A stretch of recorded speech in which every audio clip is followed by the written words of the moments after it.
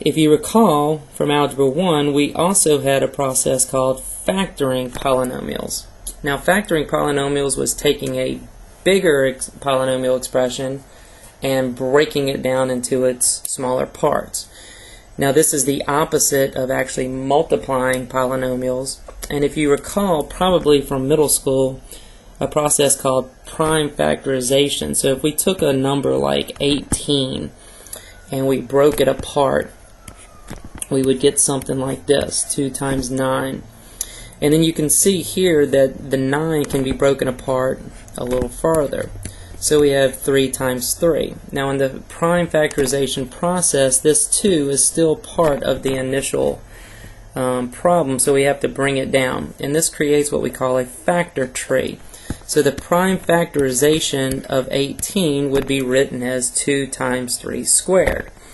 In essence, this is what we're going to do when we factor polynomials. We're going to take the polynomial expression and we're going to break it apart into its smallest parts possible. Now, we're going to start here. Factoring can take place in one of many ways.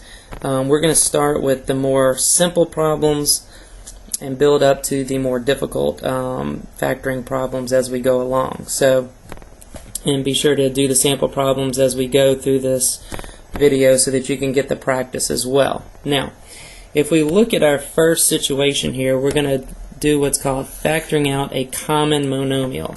In essence, we're looking for the greatest common factor. So the GCF, we're looking for one number or one expression that is common between everything inside the polynomial, and we're looking to take it out. So if we look at part A, we have 5x squared minus 20. Now 5x squared minus 20, between these two terms, they both have a 5 in common. So we're going to reverse the process of distribution and we're going to pull out the 5 instead. And you can see when we take the 5 out from 5x squared, we're left with an x squared. And when we take a 5 out from negative 20, we're left with negative 4. Now, this starts the factoring process, but keep in mind that we are not necessarily finished here. Just like when we were factoring 18, when we broke it up into 2 and 9, there was still the 9 could be broken up into smaller parts. Same thing with part A here. When we take the 5 out, we're left with x squared minus 4, which can then be broken up into 2 smaller parts as well. Now x squared minus 4 is called a difference of squares, and we will discuss that in much more detail later on in this video.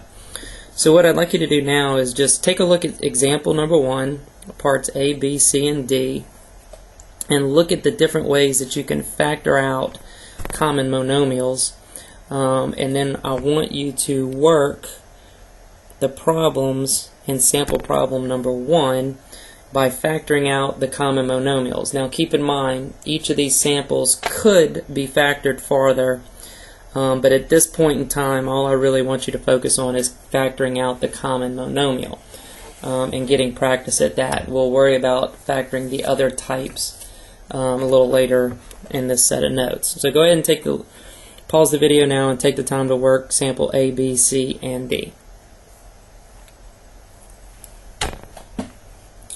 Okay, so if you've done the sample problem A, B, C, and D, you should have worked the problem similar to what I'm going to do here. But look at part A, 14x squared minus 2x minus 12. The common factor that each of these terms has is 2, so we're going to take a 2 out in essence.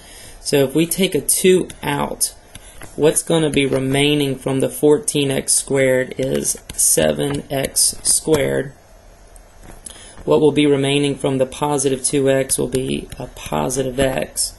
And what will be remaining from negative 12 is a negative 6. So in essence, it's like dividing each of these things, each of these terms by a 2. Now keep in mind, if you divide by 2, that's fine, but you're not losing the 2. We are basically just factoring it out. It's just like up here, if we divided 18 by 2, we would have 9 left over, but we wouldn't lose the 2 in the process.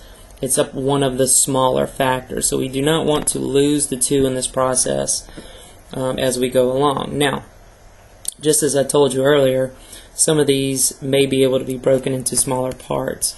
So we may be able to factor this into smaller parts, but we will focus on that later on.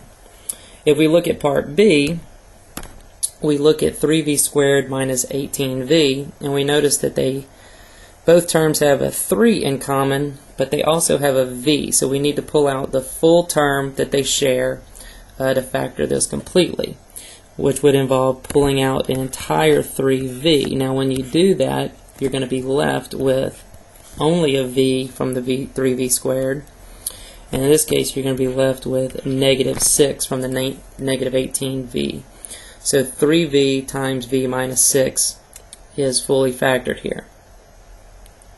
Now, part C, we can look at this again and see that 12x squared plus 3x plus 3 each have a 3 in common, so we're going to factor out the 3. And again, it's just like dividing 3 from everything, but we can't lose the 3, so we're going to be left with 4x squared plus x plus 1. Again, there is a possibility that that could be factored farther, and that is something that we will be dealing with a little bit later in this video, and something that you always want to be aware of, that there is a possibility that you may have more factoring to go.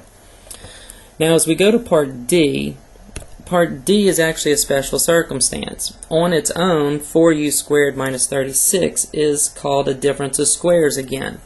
So it can be factored directly from that using the difference of squares method. But again, we're going to focus on difference of squares later in this video. So what I want you to work on here is just simply pulling out the common monomial. And in this case, 4 is the common monomial, which is going to leave us u squared minus 4.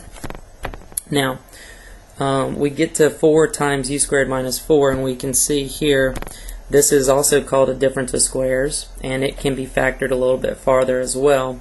And again, if you factored any of these farther, you're ahead of the game at this point, but we will be expecting you to do that by the end of the set of notes.